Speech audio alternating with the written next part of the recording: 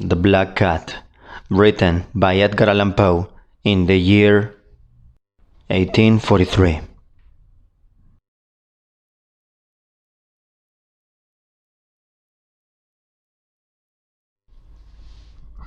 For the most wild, yet most homely narrative which I am about to pen, I neither expect nor solicit belief. Mad indeed would I be to expect it, in a case where my very senses reject their own evidence. Yet mad am I not, and very surely do I not dream. But tomorrow I die, and today I would unburthen my soul.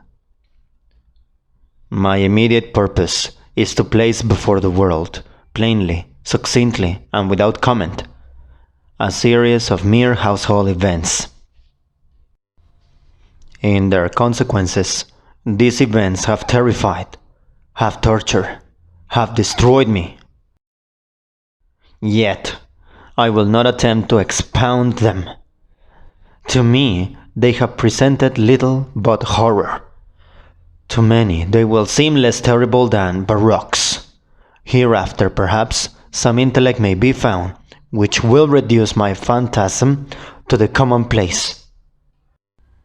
Some intellect more calm, more logical, and far less excitable than my own, which will perceive in the circumstances I detail with awe nothing more than an ordinary succession of very natural causes and effects. From my infancy I was noted for the docility and humanity of my disposition. My tenderness of heart was even so conspicuous as to make me the jest of my companions. I was especially fond of animals, and was indulged by my parents with a great variety of pets. With these I spent most of my time, and never was so happy as when feeding and caressing them.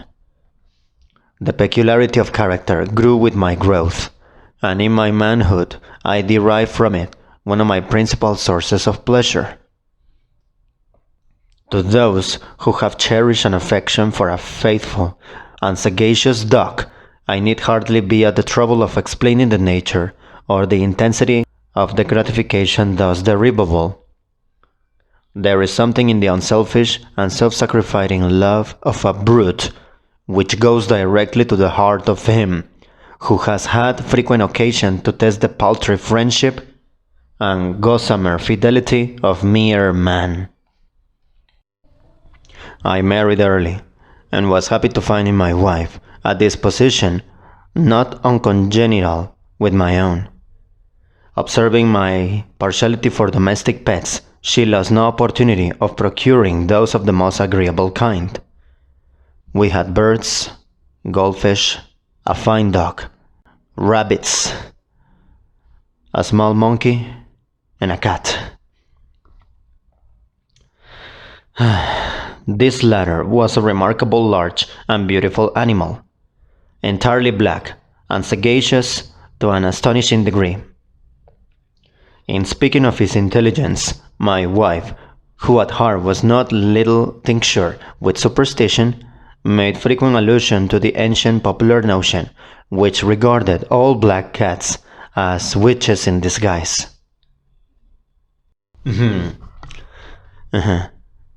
Not that she was ever serious upon this point, and I mention the matter at all for no better reason than that it happens just now to be remembered. Pluto, this was the cat's name, was my favorite pet and playmate. I alone fed him, and he attended me wherever I went about the house. It was even with difficulty that I could prevent him from following me through the streets.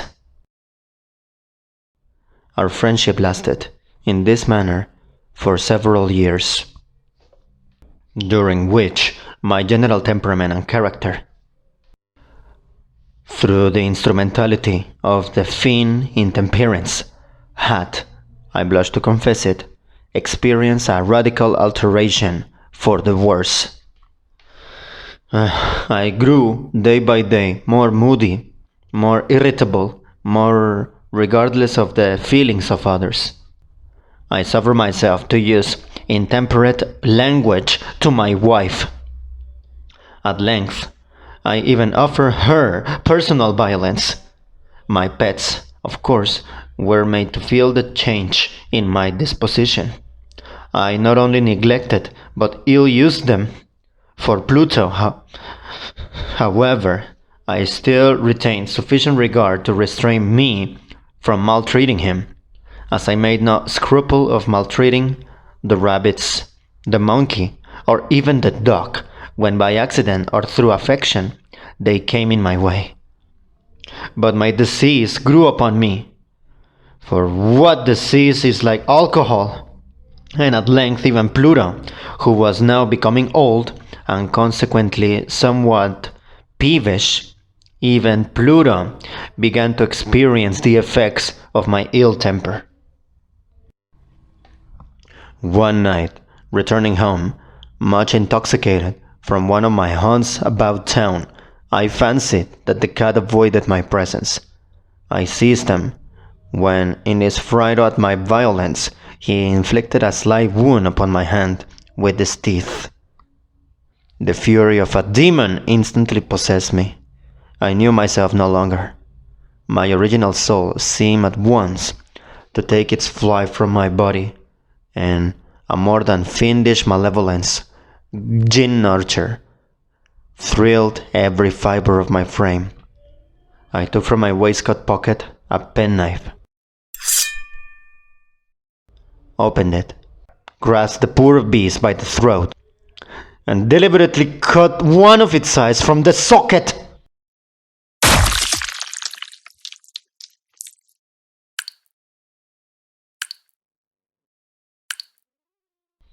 I blush, I burn, I shudder, while I pen the damnable atrocity.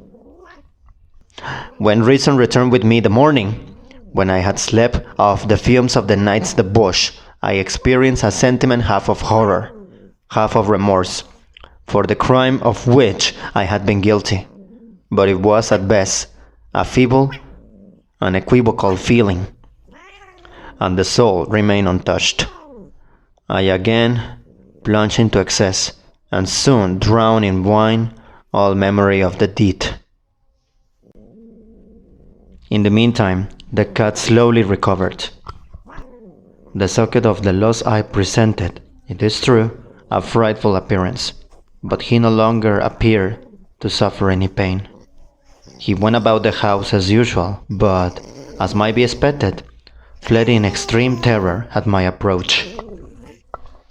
I had so much of my old heart left as to be at first grieved by this evident dislike of the part of a creature which had once so loved me.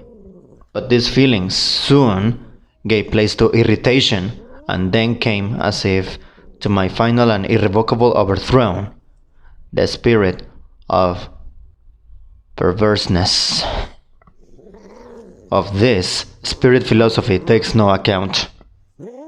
Yet I am not more sure that my soul lives than I am that perverseness is one of the primitive impulses of the human heart, one of the indivisible primary faculties or sentiments which gave direction to the character of man, who has not 100 times found himself committing a vile or a silly action for no other reason than because he knows he should not. Have we not a perpetual inclination in the teeth of our best judgment to violate that which is law merely because we understand it to be such? This spirit of perverseness, I say, came to my final overthrow. It was this unfathomable longing of the soul to vex itself, to offer violence to its own nature, to do wrong for the wrong's sake only, that urged me to continue and finally to consummate the injury I had inflicted upon the unoffending brute. One morning, in cool blood, I slipped a noose around its neck and hung it to the limb of a tree. Hung it with the tears streaming from my eyes and with the bitterest remorse at heart. Hung it because I knew it had loved me, and because I felt it had given me no reason of offense. Hung it because I knew that in doing so I was committing a sin, a deadly sin that would so jeopardize my immortal soul as to place it, if such a thing were possible, even beyond the reach of the infinite mercy of the most merciful and most terrible God.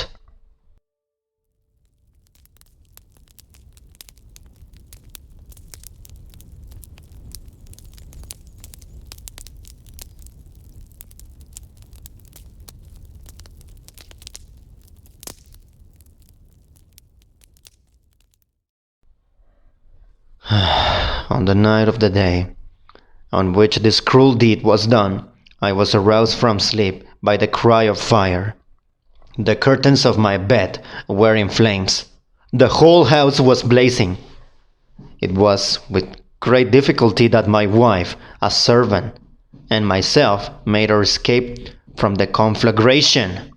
The destruction was complete. My entire worldly wealth was swallowed up, and I resigned myself thenceforward to despair.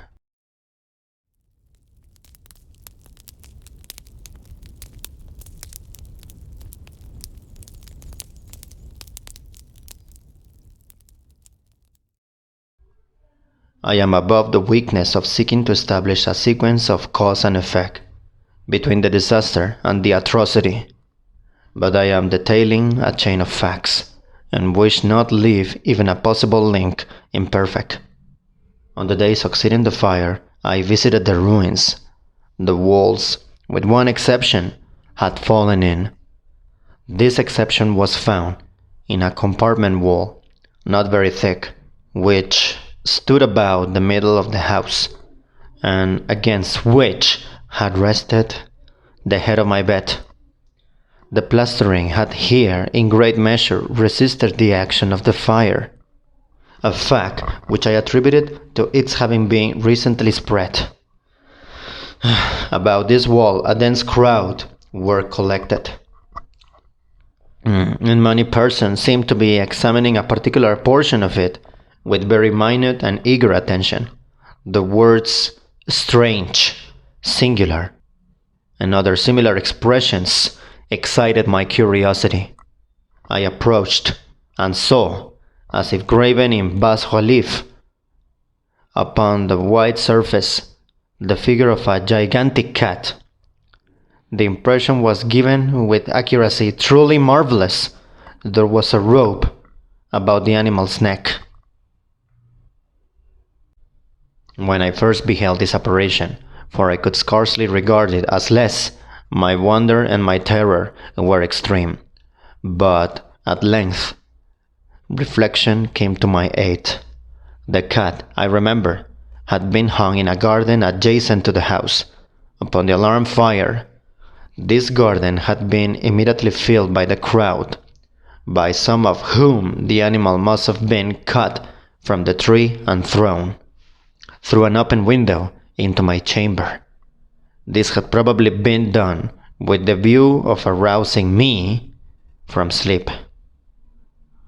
The falling of other walls had compressed the victim of my cruelty into the substance of the freshly spread plaster, the lime of which, with the flames and the ammonia from the carcass, had then accomplished the portraiture as I saw it. Although I thus readily accounted to my reason, if not altogether to my conscience, for the startling fact just detailed, it did not the less fail to make a deep impression upon my fancy.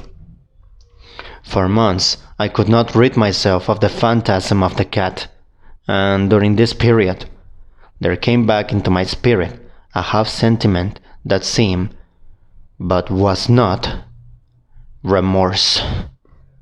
I went so far as to regret the loss of the animal, and to look about me among the vile haunts which I now habitually frequented for another pet of the same species and of somewhat similar appearance with which to supply its place.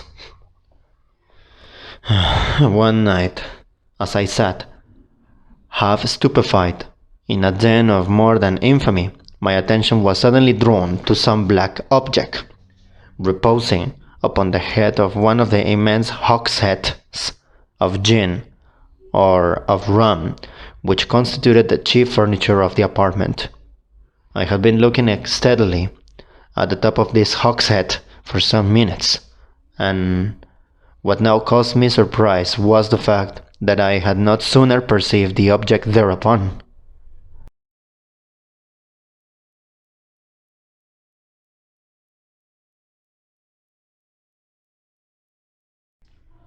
I approached it and touched it with my hand. It was a black cat, a very large one, fully as large as Pluto, and closely resembling him in every respect but one. Pluto had not a white hair upon any portion of his body, but this cat had a large, although indefinite, splotch of white, covering nearly the whole region of the breast. Upon my touching him, he immediately arose, purred loudly, rubbed against my hand, and appeared delighted with my voice.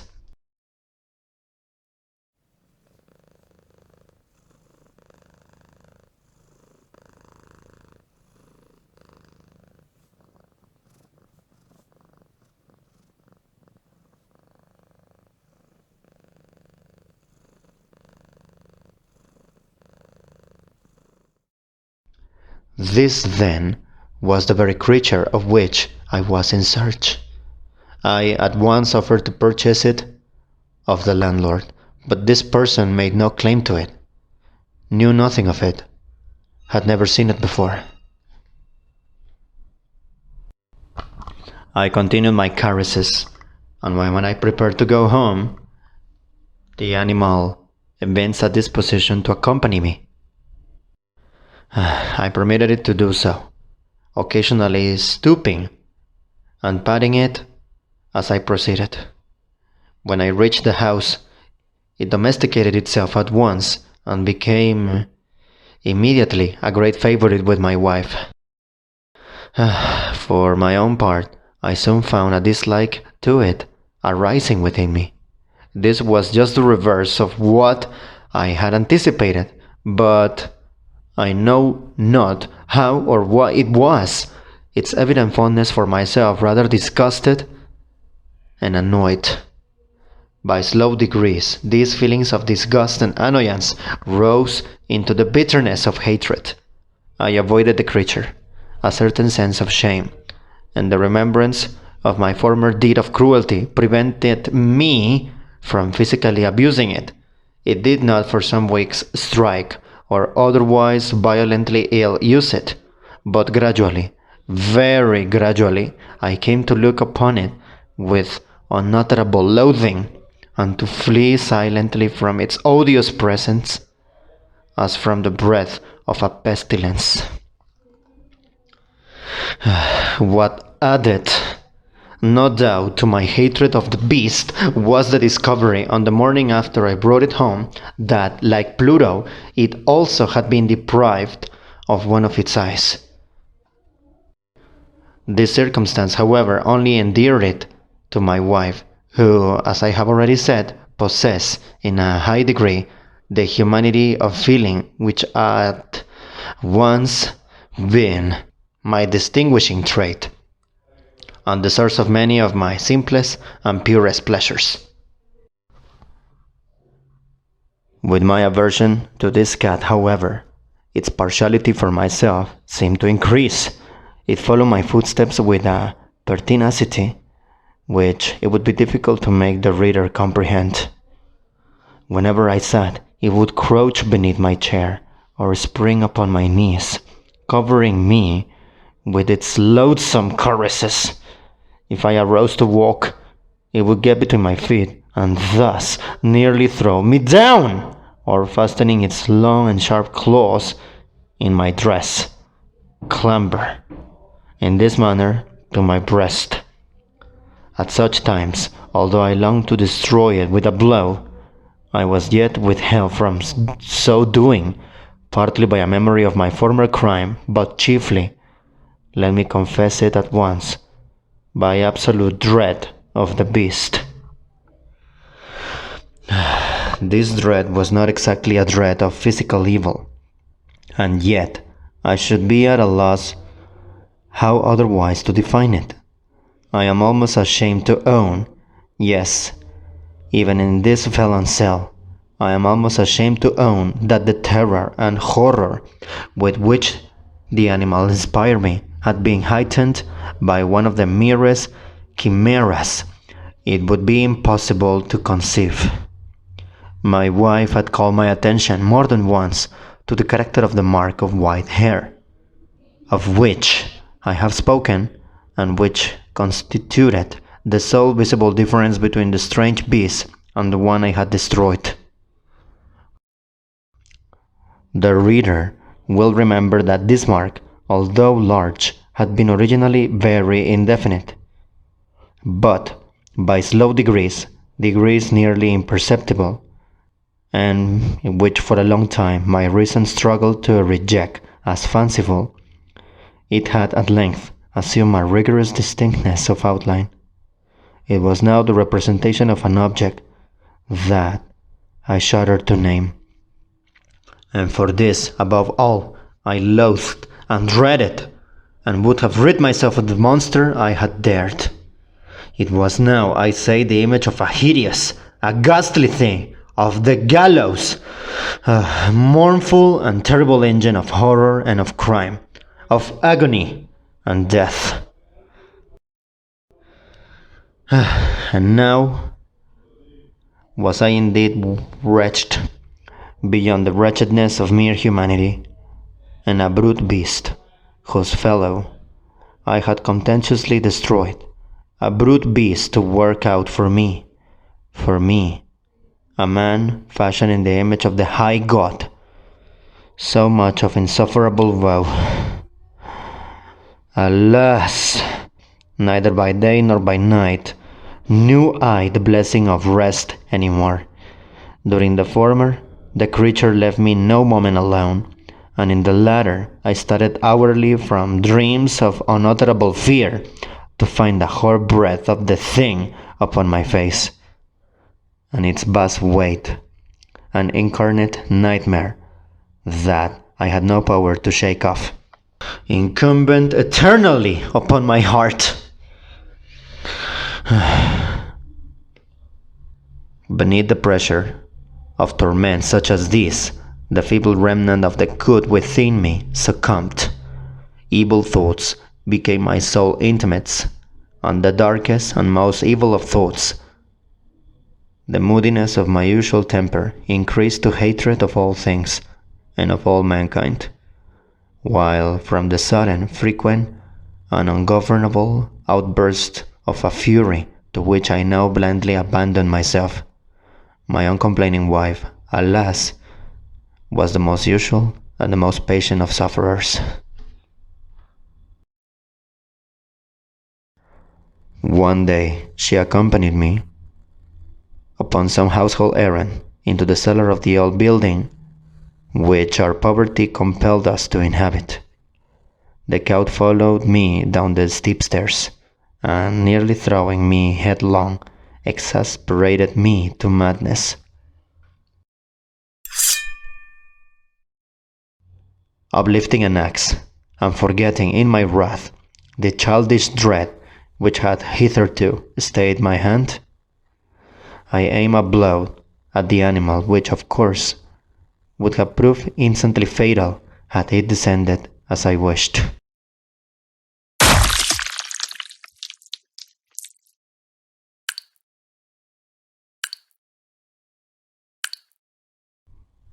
But this blow was arrested by the hand of my wife.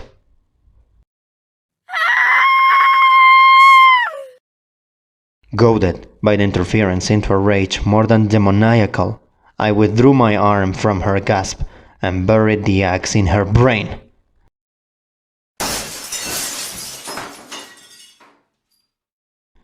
She fell dead upon the spot, without a groan. This hideous murder accomplished, I set myself forthwith, and with entire deliberation, to the task of concealing the body. I knew that I could not remove it from the house, either by day or by night, without the risk of being observed by the neighbors. Many projects entered my mind. At one period, I thought of cutting the corpse into minute fragments and destroying them by fire. At another, I resolved to dig a grave for it in the floor of the cellar. Again, I deliberated about casting it in the well in the yard, about packing it in a box, as if merchandise, with the usual arrangements, and so getting a porter to take it from the house. Finally, I hit upon what I consider a far better expedient than either of these. I determined to wall it up the cellar, as the monks of the Middle Ages are recorded to have walled up their victims. For a purpose such as this, the cellar was well adapted. Its walls were loosely constructed and had lately been plastered throughout with a rough plaster, which the dampness of the atmosphere had prevented from hardening. Moreover, in one of the walls was a projection, caused by a false chimney of fireplace that had been filled up and made to resemble the red of the cellar. I made no doubt that I could readily displace the bricks at this point, insert the corpse, and wall the whole up as before, so that no eye could detect anything suspicious. And in this calculation I was not deceived. By means of a crowbar I easily dislodged the bricks, and having carefully deposited the body against the inner wall, I propped it in that position, while with little trouble I relaid the whole structure as it originally stood. Having procured mortar, sand, and hair with every possible precaution, I prepared a plaster which could not be distinguished from the old, and with this I very carefully went over the new brickwork. When I had finished, I felt satisfied that all was right. The wall did not present the slightest appearance of having been disturbed. The rubbish on the floor was picked up with the minutest care. I looked around triumphantly and said to myself, "Here at least, then, my labor has not been in vain." My next step was to look for the beast which had been the cause of so much wretchedness, for I had at length firmly resolved to put it to death. Had I been able to meet with it at the moment, there could have been no doubt of its fate, but it appeared that the crafty animal had been alarmed of the violence of my previous anger, and forbore to present itself in a present mood. It's impossible to describe or to imagine the deep, the blissful sense of relief which the absence of the detested creature occasioned in my bosom. It did not make its appearance during the night, and thus, for one night at least, since its introduction into the house, I soundly and tranquilly slept. I slept even with the burden of murder upon my soul. The second and the third day passed, and still my tormentor came not. Once again, I breathed as a free man. The monster, in terror, had fled the premises forever. I should behold it no more. My happiness was supreme. The guilt of my dark deed disturbed me but little. Some few inquiries had been made, but these had been readily answered. Even a search had been instituted, but of course nothing was to be discovered. I look upon my future felicity as secured. Upon the fourth day of the assassination, a party of the police came, very unexpectedly, into the house and proceeded again to make rigorous investigation of the premises. Secure, however, in the inscrutability of my place of concealment, I felt no embarrassment whatever. The officers bade me accompany them in their search. They left no nook or corner unexplored. At length, for the third or fourth time, they descended into the cellar. I quivered not in a muscle. My heart beat calmly, as that of one who slumbers in innocence. I walked the cellar from end to end. I folded my arms upon my bosom and roamed easily to and fro. The police were thoroughly satisfied and prepared to depart. The glee at my heart was too strong to be restrained. I burned to say, if but one word, by way of triumph, and to render doubly sure the assurance of my guiltlessness.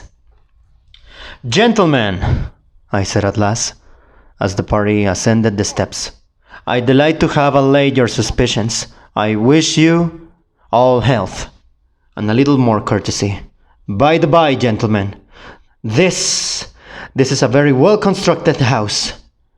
In the rabid desire to say something easily, I scarcely knew what I uttered at all. I may say, an excellently well-constructed house. These walls, are you going, gentlemen? These walls are solidly put together. And here, through the mere frenzy of bravado, I rap heavily with a cane which I held in my hand upon that very portion of the brickwork behind which stood the corpse of the wife of my bosom. But may God shield and deliver me from the fangs of the arch-fiend. No sooner had the reverberation of my blows sunk into silence than I was answered by a voice from within the tomb, by a cry, at first muffled and broken, like the sobbing of a child.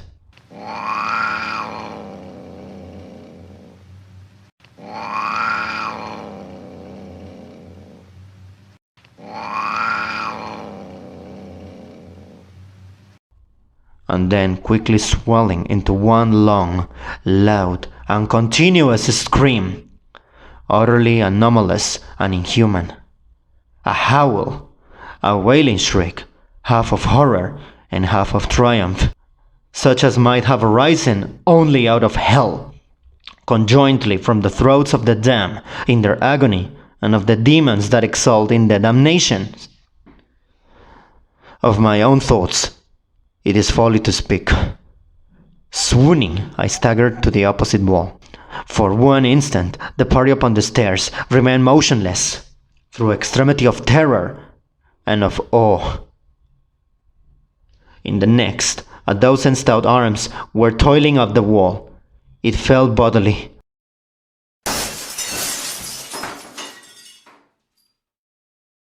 The corpse, already greatly decayed and clothed with gore, stood erect before the eyes of the spectators. Upon its head, with a red extended mouth and a solitary eye of fire, sat the hideous beast whose craft had seduced me into murder, and whose informing voice had consigned me to the hangman. I have walled the monster up within the tomb. I had walled the monster up within the tomb.